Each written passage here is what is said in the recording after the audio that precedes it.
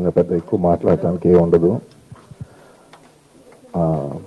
నేను ఇక్కడి నుంచి ఈ ఇంటి నుంచి జస్ట్ ఒక 2 ఇళ్ళల దూరంలో నా సొంత ఇల్లు కట్టుకుంటున్నాను. ఇంకో 1.5 ఇయర్లో ఇల్లు అయిపోతే నేను ఎప్పుడు అనుకున్నాను, మనం ఎప్పుడో కలగంటాం కదా, ఒక ఇల్లు అయిపోతే ఇల్లు పిలుద్దాం వాళ్ళు పిలుద్దాం అని. మా ఫస్ట్ నైబర్ కృష్ణరాజు గారు.